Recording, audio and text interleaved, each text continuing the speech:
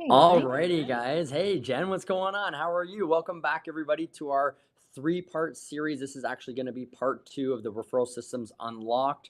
And I'm joined with Jen, who's actually, funny enough, Jen, it's your birthday today. So I wanted to wish you a very happy birthday. And thank you for coming on with me today and tackling this topic. What's Thank you going on? very much. Just working away, doing some coaching mainly today, working with some coaching clients and doing this webinar with you, and just looking forward to hanging out with the kiddos later and just, eating some cake. I love it. I love that. That's awesome. Yeah. So for all of those that are coming back, if you guys haven't seen our part one, you can find that online on our YouTube channel, I believe, PSN Coaching. It should be under there. We can also send it out if you want to reach out to us. We can send you the link. And we also have part three coming out soon as well. So let's dive into today's session, which is mastering touch points for maximum growth. So on today's agenda, what we're going to be kind of covering is a couple different topics. Touch plan magic. That's kind of the most interesting conversation that I like to have, and we're going to dive into that in a couple seconds. The second one is mastering the message, right? And then third is understanding the method, and then fourth, we're going to end it off with actually Jen and a little bit of the secret sauce. So let's get right into it today.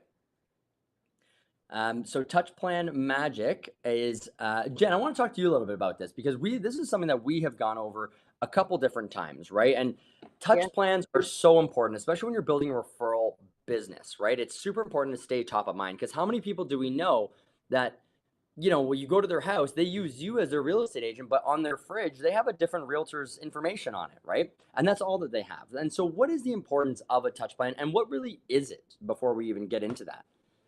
Yeah, the touch plan is a way to consistently stay in touch with your database at an effective and impactful level. So different ways you can connect, that you can touch, that you have systematized, you have it automated. A good chunk of it should be automated. You're not trying to do all of this yourself every day, plus all of the other jobs you have to do. You want to rely on your systems to execute some of these plans. But a 12 direct, for example, is staying in touch with your leads and your sphere, and that 12 times directly over the course of a year. 36 touch is more for, referrals, past clients, repeat clients, all of those guys. And that's going to be 36 touches throughout the year in various different ways. And I know we're going to dig into that a little bit, what that means, to make sure that you're top of mind, because we have like a 60-day window with our clients where they love us, then they like us, then they kind of know we're there, and then they forget about us. And in that forget about Right. us window is when other people can come in, knock on the door, drop off a flyer, give a gift, do an open house, and they get that client. So it's a way to make sure that our database and our leads are staying connected to us and referring to us, and knowing that if I was to ask them, they would say that I'm their realtor, right? It's a really definitive set of ideas that we're going to be implementing. It's also asking for referrals and things like that, and kind of planting those seeds. And then an 8x8 is going to be more of like a touch for leads that you're trying to convert to a client. So let's say you meet someone at an open house.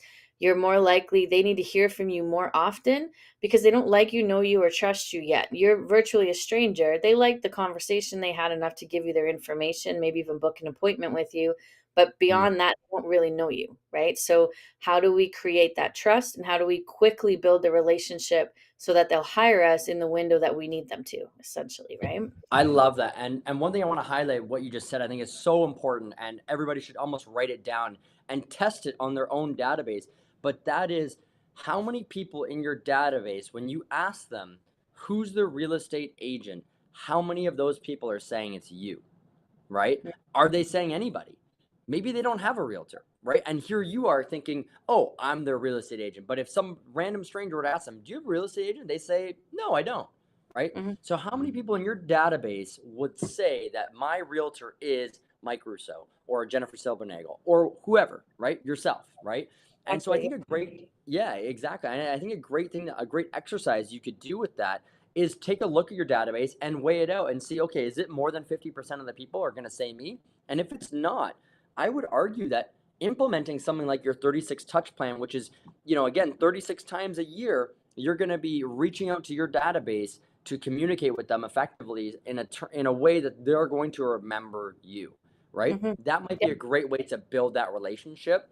And the 12 direct is, I mean, to me, I always kind of mix the 12 direct and 36 touch plan together. But to kind of break it down, the 12 direct is mainly some sort of information sent to them on a monthly basis, right? 12 times per year, Yeah, right? it's traditionally a newsletter. That's kind of the Yeah, most common one. Or a neighborhood update or something along those lines. And a lot of people merge those two together, right? And there is a definitive line between the two where your Touch 36, it's for people that already like you, know you, and trust you. They're your A's or your A pluses in your database, right? You're nurturing and enhancing that relationship through your Touch 36. So usually there's a bigger budget and things like that as well. Whereas your mm, 12 direct is potentially people that you've met, that you liked, you got engagement with, but maybe they haven't quite said, "Yeah, you're my guy," right? But you right. wanna stay in touch with them, you wanna nurture a relationship with them, you want to stay present in their world, but, they're on the fence, or they're like, "Yeah, we're not moving for 20 years, but sure, keep in touch." That's when a Yeah, 12 is kind of more of, nurture the ones that aren't quite ready yet to be in your Touch 36, so, it is a little different, and what most people end up doing is they run a Touch 36, and then some people just get applied to one part of that Touch 36, right? And you could right. it could should be two different platforms, or you could say they could be the same one, and you just decide divide and decide who it is that's going to receive what from the Touch 36. Both strategies work as long Yeah. as you're organized, right? And I love that. And again, both strategies are meant not only to build you business, but also to build you those referrals, right? So when somebody does ask those people in your database, who do you use as a realtor? The first name out of their mouth is going to be your name. And that's when you would implement something like the 8x8, right? Because when, if I get a phone call from somebody in my database saying, "Hey, I have a referral for you," I am super excited. However, now I can't drop the ball on that referral, right? And Right, so what we do is we implement an 8x8 system in order to stay in touch with them for the next 8 weeks. So it's 8 touches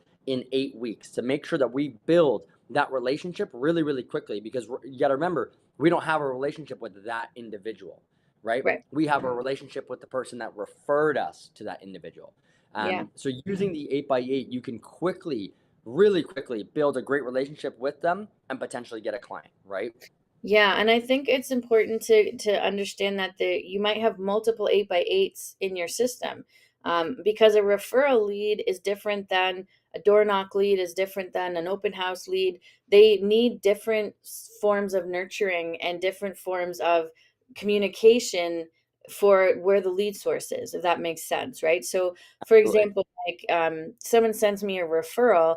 I'm already halfway there with the referral. It's the beauty of a referral, right? They're easier to close. They're usually your business to kind of lose, but sometimes they're referred, but they're still talking to other people as well, or they've been referred to multiple people. So you need to tell them your story, who you are, why they should trust you, how you're going to help them solve their problem, what services you offer, and all of that sort of stuff. Whereas an open house lead who walks in and is like, "Yeah, I'm shopping and I'm thinking about buying, and no, I don't have a realtor, and no, I'm not SRP," right? Those people, you're going to be more aggressively kind of trying to sell yourself to them. Why you're the realtor of choice. Why do people hire you? How can you help them get from being a buyer to being an owner? What system do you use? What strategies do you employ? And they're different scales, right? The lead 8x8 is a bit more of a sales lead funnel, whereas the referral 8x8 is more of a rapport and nurture funnel, if that makes sense. So you can't be sending the same thing to everybody.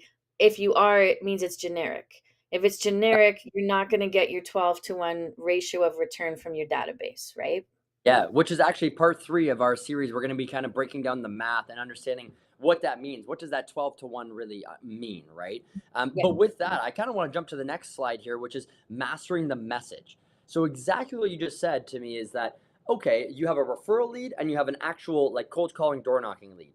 Is the Yep. message we're sending to them, is it the same message? And obviously it's not, but why is it not, right? And what you were just saying, which is so accurate, is that it's not the same message because it's a completely different scenario, right? Yep. Someone that is a door knocking lead is going to want to hear certain things. Somebody that is a referral is going to want to hear certain things. And so the number one thing that I always like to look at it is quality over the quantity. Some of us, what we do is just say, put them on everything. Okay, I'm gonna get a referral. I'm gonna put them on my 36 touch plan, my 12 direct. They're gonna get an 8x8. I'm gonna do this and do that. Send them mailers. Okay, relax. That's too much.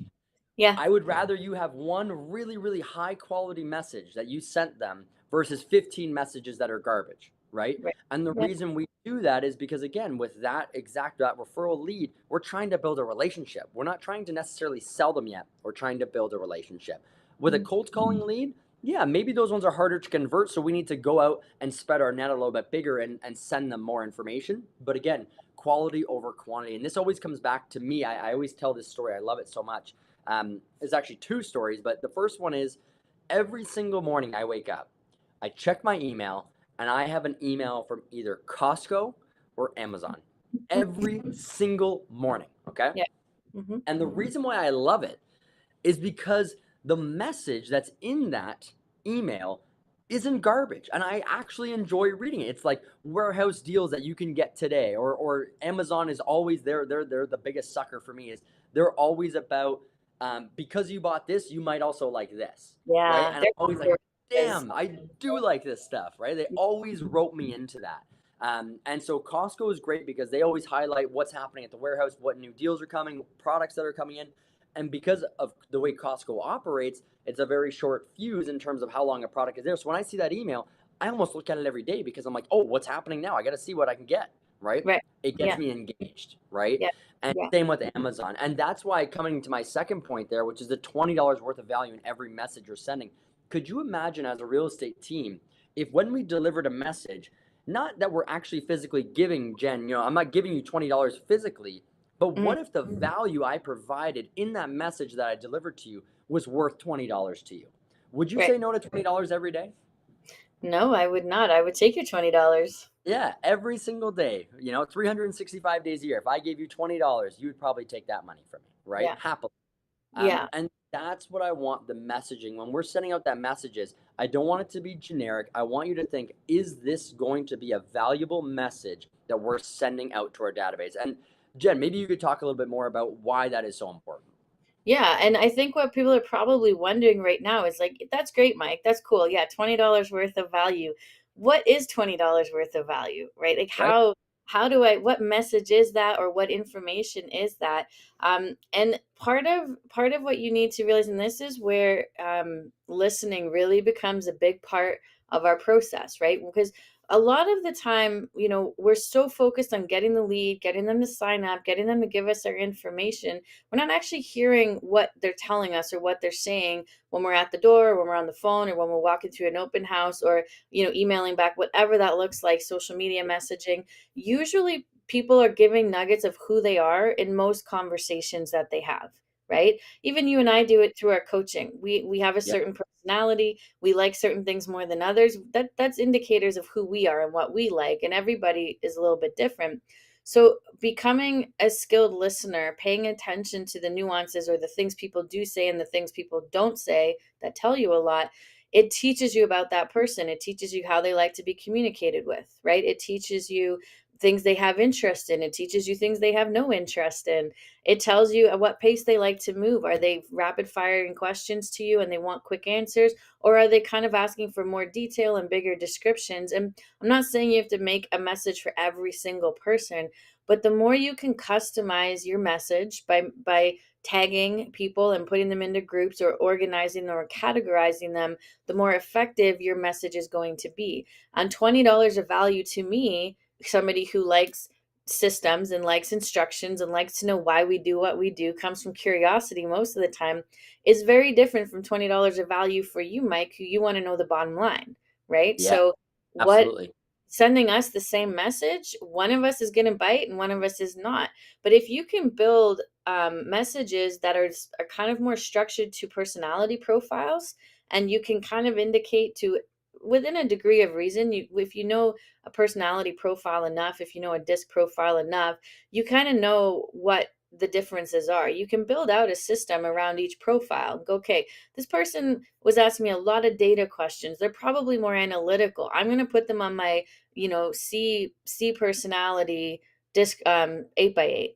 This person was really blunt, really to the just wanted the nitty gritty. They're a D. I'm going to put them on that 8x8, and so on. And you can build out your system so that their $20 of value For me, it's the explanation. It's talking about what's happening in the market. It's telling me why I'm doing the things I'm doing. Why are you telling me I have to stage my house? What's the benefit of it? Explain it to me, right? Whereas for you, Mike, yours might be more about like, here's what's going on in the market. Here's why now is the best time to sell. Here's what the average price is. Here's what the average days on market are. Here's why I'm going to get you the money you want, right? Yeah, I Or love direct.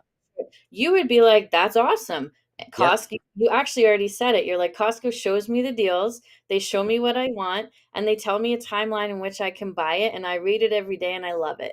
Right? that's right. It's Right to the straight. point. Right. Whereas for me, I would look at that and just be like, oh, I don't have time to think about this right now. And I just wouldn't even look at the email. But if Costco's like, hey, here's why you need to go and buy this brand new air fryer and how it's going to save you 30 minutes a day, I'd be like, cool, thanks, Costco. That's Yeah, dope. Look into that, yeah. right? See, So I again, love that. yeah, It's so true, and it's personalizing it for success, right? You're taking right, that message and you're making it more personalized for your individual that you're dealing with. And by doing that, you're going to have a different reaction because again, just like you said, if Costco had sent that email a little bit differently to you than they do to me, they'll have both of us hooked, right? right. And they Yeah. would know that. Obviously, they don't know that because they would do it to you as well, obviously. And then But they like, would know that. yeah, Exactly. They would know that if they had a sales team right? that was in touch with you, right? Yeah, yeah, and Costco is different. Like they're playing a volume game. Like the amount of people getting that, they're like, okay, like if 40% of the people buy because I sent this, our product margin or our profit margin just went through the roof. Like they're winning Yeah. on a different scale, so they don't need to worry about it so much. They just need to have that email in your inbox every day, and Yeah. that's the other piece of it is top of mind marketing. So you're not going to get the perfect value in every message for every person. It's just not possible, right? But what you can do is have your name show up in their inbox consistently over and over again so that they see your name and they start your brain creates signals, right? It creates links from point A to point B. That's how we're wired. So if I see Mike Russo realtor, Mike Russo realtor, Mike Russo realtor, I might hate your newsletter, but Right. at the end of the day, I don't actually need to click on it for your message to have an impact on me. I just need to see your name associated with real estate consistently over and over again. And my brain naturally makes that connection. So when I hear someone say realtor, I go Mike Russo. Automatically Yeah. it comes out, right? So Yeah. part of the strategy of the touch plans and the connections that we make is that wiring. It's telling people I'm a realtor. The other part of it then is getting a little bit deeper, adding that value in and saying, hey, not only am I a realtor, but I'm sending you what you want. I'm giving you that value. For some people, that value is data, it's statistics, it's what's happening in the market. For other people, it's trends, it's what the neighbors are doing, what we're seeing in general within our community. For other people, it's very much, hey, I love Jen and she's always got great nuggets and I just want those tidbits from her. What is she going to tell me today? Everyone's a little different and you just got to understand that the value in each message, it just it's not monetarily $20. It's just that it can't just be generic, right? It Yeah. needs to be more Exactly. than just generic. I think that's what we really mean by that.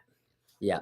And that actually brings us to, and I know I skipped over the first one, but there was a reason why I skipped over. We're going to come back to it at the end. So this is our action item number 2, which is a CMA, right? And why I put a CMA there is what I want you to do is a CMA is a great way to bring value to your clients. Mm, And it's such an easy way for you to reach out to somebody that doesn't even know you're thinking about them and say, hey, Jen, I just thought about you the other day. And what I did was I actually prepared a market analysis on your place and wanted to provide it to you and your family, right? And mhm. instantly they are now learning what their home is worth. I have actually gotten clients that way just by Sure. me going over for a It was actually around Christmas time. Went over for just after Christmas. It was or I guess it was New Year's. Went around New Year's time. Went over to my friend's house and brought a CMA with me, and they ended up selling the house with me the next month, right? Mhm. Which is funny because they weren't planning on it. Mhm. But once they were like, "Oh wait, it's worth what? Holy cow! I could retire a little bit earlier. Right. Perfect. Let's do it." Right, and it allowed them to move on to that next step. So what I want you to do for action item number 2 here is pick 5 people in your database every single week and every single day, just do one CMA and send it to them and see over the course of the entire year what that does for you, right? Not only are you providing value to your database, but on top of that, again, you're staying top of mind so that when somebody does ask them for a real estate agent, they are going to refer you out to them. right? Yeah. Um, the next slide here that we want to talk about is understanding the method. So when it comes to, your touch plan and messaging people for referrals or building that rapport, building that database so you can actually have referrals coming in, not only is it important to have the right message, but it's also super, super important to have the right method of delivering that message. And there are Mm, tons of different ones out there. So, for example, what I mean by this is, you know, is it the best thing to do, around the holiday time, Jen, if I just text you and said, Happy holidays, hope you have a great season? Or would it be better if I maybe did a handwritten card where I said, Happy holidays, Jen, I hope you and the family are doing well. All the best for the new year. And I mailed that letter to you, and you got that in the mail, and you opened that up and you saw that handwritten card that mhm. had, very personalized to you, right? Yeah. Obviously the mailer is going to be a better touch, right? Yeah, of And course. so when you're looking at the method of delivering the message, I want you to understand that there are several different types of messages. There's, mailers, text messages, phone calls, video messages, email, tons of different stuff that you can do, but you have to match it with the message that you're doing it with, right? And Yeah. that in itself is super, super important, because just like you were saying earlier about personalizing your the touch plan to you, it's also that much more important to make sure that it's the right method of delivery as well, because if it's the wrong method, it almost comes off as cold or salesy. And again, when you're trying to build a referral database, it's important that you're not cold and salesy. It's important that you're warm and welcoming. And uh, you know I almost want to talk about, like, not only are you warm and welcoming, but you're like trustworthy in the fact that I get such great messages from you that I trust you with somebody that I would refer you to. Does that Mm-hmm. make sense? It makes perfect sense, and I think, a piece of it that is important too to help with what you're saying is that we all have preferred methods of communication, right? And I can give you a great example, like, seeing as you mentioned today is my birthday, I have received text messages, I've received phone calls, I've received social media messages, I've gotten some emails. I have responded to all my texts. I have Mhm. responded to some of the social media stuff. I have answered 0 phone calls, right? I have voicemails that I haven't listened to yet because phone is not my preferred method of communication. So Right. everybody has a preferred method, and a little bit sometimes, especially when it's a client or a referral or a lead that you don't really know, it's a little bit of trial and error to figure it out. But what you're going to learn as you go is, okay, every time I text that person, they reply to me, but they never pick up their phone. Okay, well, they're probably not a phone person. What you could do going forward, it doesn't mean don't call them. It means text them and say, hey, I'd love to chat. Are you free for a phone call on Yeah. Thursday at 1? And then they will be prepared for the phone call and they will answer the phone because they're excited to talk to you too, especially if you're working with your sphere, right? They want to hear from you. They like you. But you need to prep them that you're going to call them because that's just the way some people are. There are other people who I get text and I don't hear back from them from a week and a half. I have one friend like that. You'll message her, whatever, and like it takes her months to answer a text message. You're just like, what is happening? Do you never look at your phone? But it's just who she is, right? And everybody functions differently. So when you're building out your touch plan, you're building out your touch 36 or your 12 by 12, you really do want to try and have multiple methods of communication, at least in the first 4 touches, so that you Mhm. can see which one they're the most responsive to. Now, if they don't respond to any of them, it might just be that right now real estate's not top of mind for them. So they're not that engaged in the content that you're sharing, but they're still, again, seeing your name in their inbox, seeing your name on their phone. It's real estate related. You're still telling the story. So it's still having the same impact. But once you know what the message is you're sending, then you can strategically set up the method for the Christmas and touches like cards and birthdays and stuff. Yes, a handwritten delivered card is always the best route to go, right? Mailed or whatever, because it's the most thoughtful. It's the one that required the most amount of effort. That's why it has the highest level of impact. You actually sat down and wrote me a card. Like, that's so thoughtful. I am actually impacted by that, right?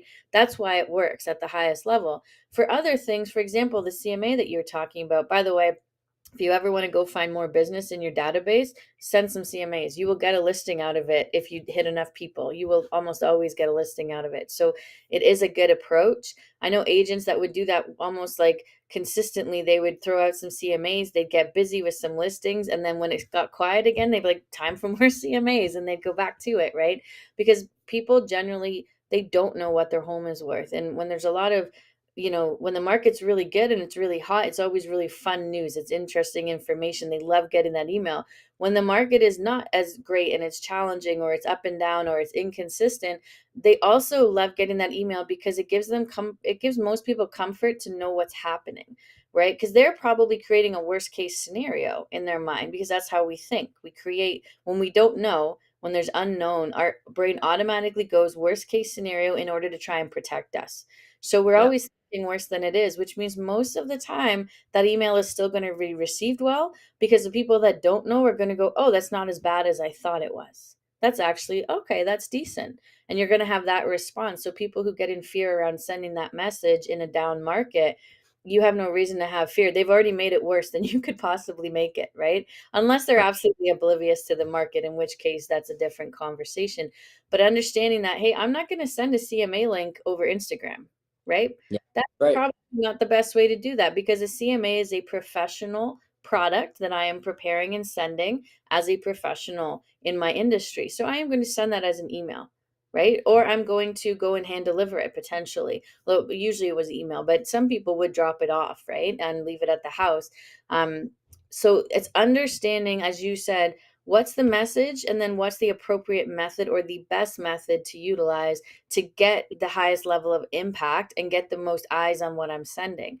If I am reaching out to someone because it's their birthday, a social media post is great, a phone call is better, a video message is better, right? There's so many ways we So can many be different ways you can absolutely go through with that. And exactly again, it all comes back to personalizing it for that individual, right? And I actually want to talk a little bit about the power of social media, like you were kind of mentioning, because the world that we're living in is very much video based, right? And so social media, not only is it a great tool for lead generation, but it's a great tool for your referrals. And the reason why is because your referrals, anyone that is referred to you, can now go online and see your social media account, and it's giving them access to you without you even knowing, right? hmm And so they get to see, is this realtor busy?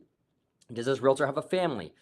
How are they like? What's their personality like? And they're matching you on social media and feeling you out. So your social media account, if you don't have one and you don't utilize it, do it because people are out there looking for it, right? And when they see it, they're resonating with you. I mean, I'm guilty of this. There are several times I find an Instagram page or TikTok page. First couple of videos I watch them, I'm like, oh gosh, I can't stand this person. Oh my gosh, like just brutal. But then they come back on my feed again and I see them again and again. And then after a month, I'm like, man, I freaking love this guy. This guy is unreal. Like his thoughts are so brilliant. I love the way he's doing this messaging. And it right. grows on people. And it's weird how it works, but I now look for certain videos out there from certain people because I can't wait for their next content, right? Yeah. It is so powerful. Yeah, and we're built to like what we know, right? It's a very simple thing. Like attracts like, and when someone's doing something that's different than what you're used to, it is a little jarring at first. Your brain's kind of going like, "Whoa, that's different. I don't know if I like that. That's kind of weird." And then Yeah, you see it again, and you're like, "Huh?" And then you see it again, and and then eventually you're now more used to it, and you're like, "Oh, I can actually hear the message now because I'm not like trying to figure out what's happening here." And it's the same thing with the messages that we send out, right? Like at first, a video message might be kind of weird to somebody who's never received one before, but then over time, what will happen is they'll kind of be like, well, that Mike sent me a video message and Jen didn't. Like, what's up with Jen? Right. And it exactly. can help you down the road. So, yeah, we are in a world where technology it can be detrimental and it can be very beneficial. And if you use it to your advantage, because a lot of people don't, majority of realtors don't, you can use it to take your business and elevate it above what other people are doing, which will ultimately help you convert more leads, more data, more referrals as well. And that's something that you got to think about. Like, what are you doing and how are you using the tools that are available to you, and how are you utilizing social media? And I think with social media, there's two lanes to take, right? There's the lane of I'm on social media, I'm present, I tell my story, it kind of reflects who I want people to know me to be, and gives the image that I want to create. And if you are going to be on social media as a professional, you do need to control that image a little bit. Or there's the second lane, which is don't be online at all and be like the mysterious person that nobody can find, because mystery is intriguing. So, from a marketing point of view, it's like, well, why can't I find anything out about this person? Like, is it exclusive? What's going on there? So, if you're not a social media person, the message isn't go be on social media. You just need to understand, like, don't be kind of on it. Don't have like an account that never gets updated. Just delete the account. Don't have it, period, right? Make a Yeah, choice and be in the lane that's either controlling the image, or be in the lane that is like, no, that's not for me. So I'm out. I'm all out though. I'm not kind of present. I'm just gone. Because the minute you're kind of present, it just seems like you don't know what you're doing. And in this new generation, people judge that, right, at a much higher level. So absolutely. Well, I want to get into the secret sauce of the whole thing here. So, yeah. when it comes, we already talked about the message, we talked about the method, we talked about a touch plan, right? Which is where our first action item was. Now, what is that secret sauce? Why is it that some agents are that much more successful when, okay, I'm a realtor too, and I implemented 36 touch plan and I send out messages and I have great method in terms of how I send it out, but why is it that I'm not as successful as other agents out there? What is it that they're doing more that I'm not currently doing? And Jen, the reason why I want to bring this up is because I think your team does this top notch, right? Hmm. And that secret sauce are those client events, those drop offs, right? Hmm. Why are those so important in today's world? Yeah, and it's such a simple answer that it's surprising to people when you say it, but the reality of it is the number one tool for building relationship is face-to-face interaction. That's it. Yeah. That's the secret Yep. sauce. The reason that client events are so effective and deliveries and drop-offs are so effective, the reason inviting, people to your events or your trainings or your seminars, having your VIP list, being so clear on who people are, the reason that all of that is effective is because every single time you're doing something on that list, you're face to face with that person, right? You're creating a higher bond, you're creating a stronger relationship. I can send emails, but everybody knows that a lot of emails are automated. Yes, they're effective and yes, they work. But at the end of the day, an email is not the same engagement as me being with you, talking to you, asking you about your day to day, connecting about your family, going through the forward questions, all of those things that we know to do, right? Family, occupation, recreation, dreams. Like, those are topics we can talk about with people, just in case you didn't know what forward was, not you, Mike, but in general. And so, yeah, it's face to face engagement. It's also the reason why door knocking is actually the most effective, with the exception of open houses, has the highest conversion. It's not because it's easier or better, it's because you're face to face. So you're building a stronger relationship right off the bat than if you were on the phone or even social media. So yeah, drop offs, ideally you can catch the person when they're home. You stand at the door, you say hello, you give a hug, happy holidays, happy birthday, whatever that might be, happy Canada Day, right? And you're chatting for a few minutes. It's not about business, it's about the relationship in that moment. It's about, oh my God, I loved seeing Mike. Mike, that made me feel good. Mike popped by, he gave me a gift, he gave me a calendar, he gave me a card, and I felt good after that moment. And at the end of the day, people remember how you make them feel, right? Yeah, That's the key absolutely. piece to all of this. They remember how they make them feel. And when someone thinks of me or thinks of Dylan or thinks of Cease, we our goal is that they think of us and they're just like, oh, like, we love them, they're awesome, right? They took such good care of us. They helped us through a hard time, they held our hand, they walked us through it. That's our thing. And because we all understand that at a high level and we treat our clients in that space, every time we do a drop off or an event, we're just reminding people that that's how they feel about us.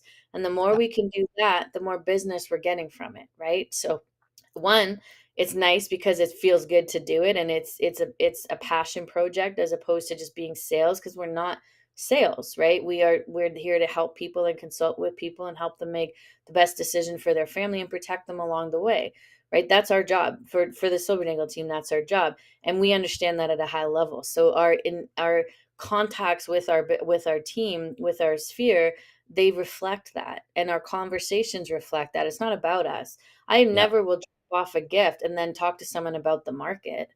They'll drop off a gift and talk to them about their house and their kids and their dog and their job, and they'll ask me about my kids, and we'll discuss that, and we'll bond, and we'll build relationship. When they need to ask me about the market, they're going to call me because Yeah. they trust me and they like me. And that's it's a simple thing, but it really is the secret sauce of real estate, because that's what allows you to work without grinding, if you can Yeah. understand peace, right? I love that. And again, I want to highlight what you said there is you said, I'm going there, I'm dropping something off, and I'm not talking about real estate.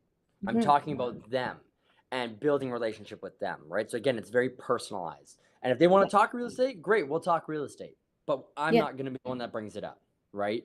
The Yep. other thing I want to highlight here about client events that is so, so great and so powerful is the opportunity of the event.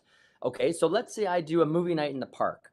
Okay, and for a lot of realtors out there, they go, well, I don't have a big database, I'm too scared to do that. That's not a problem, guys. What you can do is partner with somebody else, partner with 2 3 other teams, and say, okay, Hmm. guys, we're all small, but we all have a big enough database that if we brought everybody together, enough people will show up that it will still be a good time. So communicate with somebody that you might know or another realtor and collaborate on an event. But with that event, not only do you provide an invitation to your clients, but have your clients bring their own friends and family too. Because what great way to set up a referral than getting to meet them through a client event, right? That way, when they Hmm. go to, sell their own home, they're going to go, well, remember that client event that, Mike hosted and we got invited because of, so and so that did a deal with him. Well, he seemed like a pretty cool guy. Maybe we should trust him and work with him, right? So again, Yeah. you're showing not only your database, but you're showing your database's database and their referrals how you operate your business, right? Which Yeah. is so, so powerful.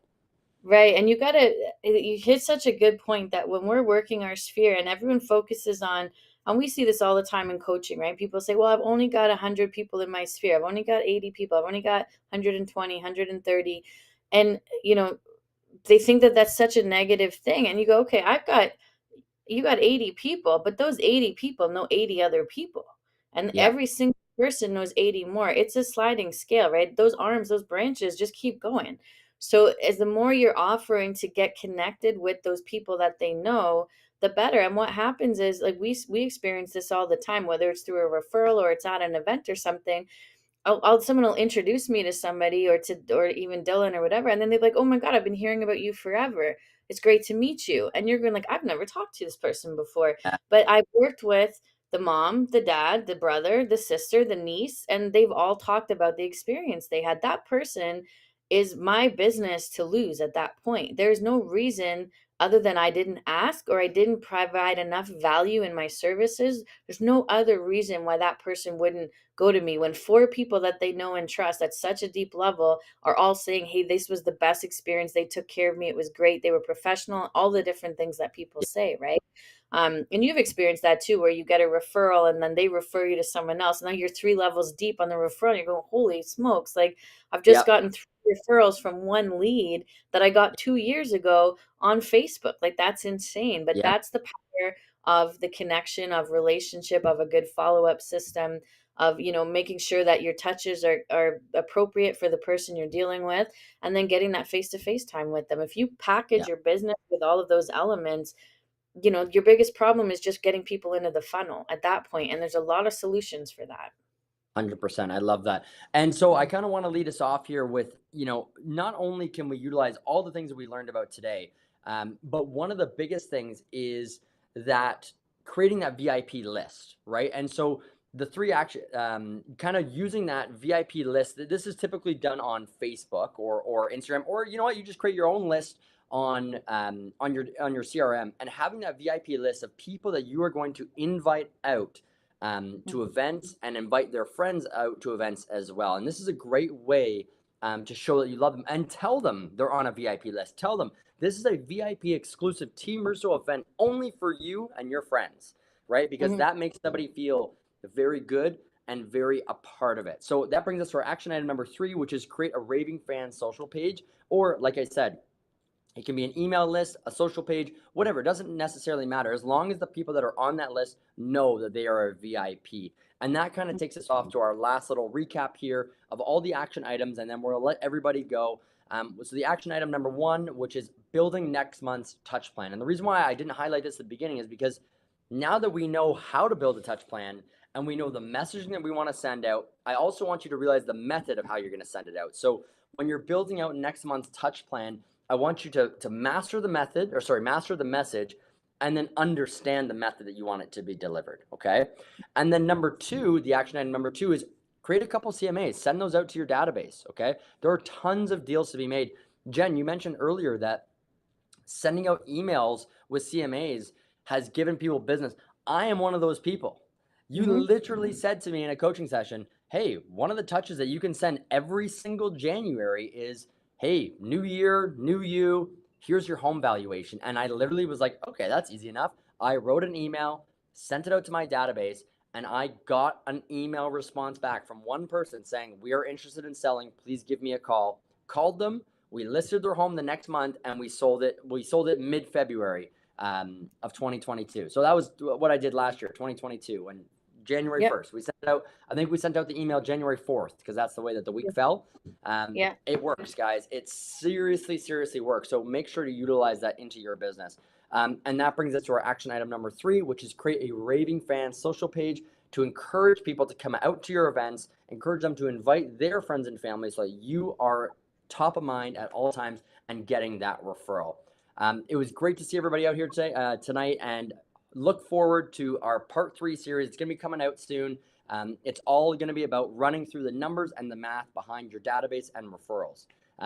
My name is Mike. That's Jen. Thank you guys for tuning in. See you next time.